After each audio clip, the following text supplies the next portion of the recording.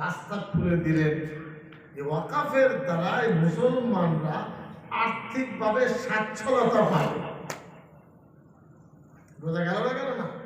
অনেকের ছেলে নেই, অনেকের মানুষ সম্পত্তি কে খাবে, দাও আল্লাহ।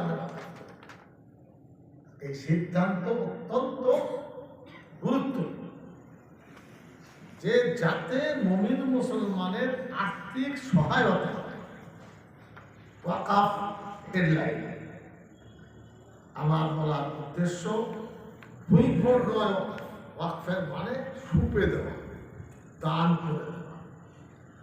এর বিস্তারিত বিবরণ কোরআন হাদিসের দ্বারা স্বীকৃত।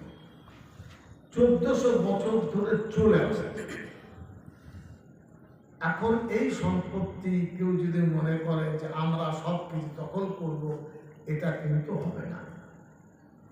এখন দিল্লি কেন্দ্র সরকার, মোদী সরকার যে প্রস্তাব এনেছেন, অ্যামেন্ডমেন্ট, সংশোধনী বিল, 95 সালে নরসিংহ রাও আইন করেছিলেন।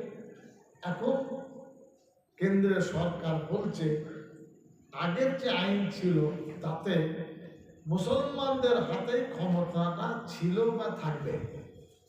নতুন যে বিজেপি আইন সংশোধন আনছে, বিজেপির বক্তব্য যে কেন্দ্রীয় ওয়াকাফ কমিটিতে অমুসলিমরা থাকবে। বোঝা গেল না? গেল না? এর আগে কেন্দ্রীয় কমিটিতে অমুসলিমদের থাকার কোনো সুযোগ ছিল না। এবং কমিটি যদি থাকেন তারা তো ওয়াকাফ করেনি, তারা তো জানে না।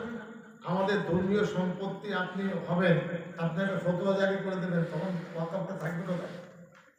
এটা হলো একটা মারাত্মক দিক। এর প্রতিবাদের প্রয়োজন আছে না? আছে।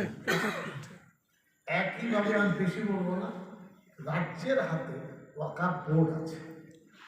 এই ওয়াকাফ বোর্ড সারা ভারতবর্ষে একই, পশ্চিমবঙ্গ, আসাম, ত্রিপুরা, ইউপি।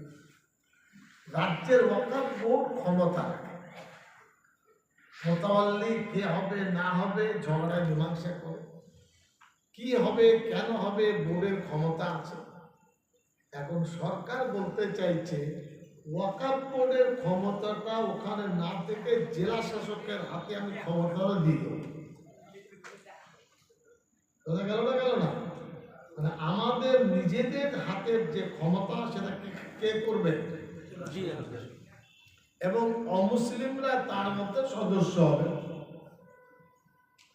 মানে কি বলে, কিসের উপরে, বিষ পড়ার উপরে কি বলে একটা বাংলা,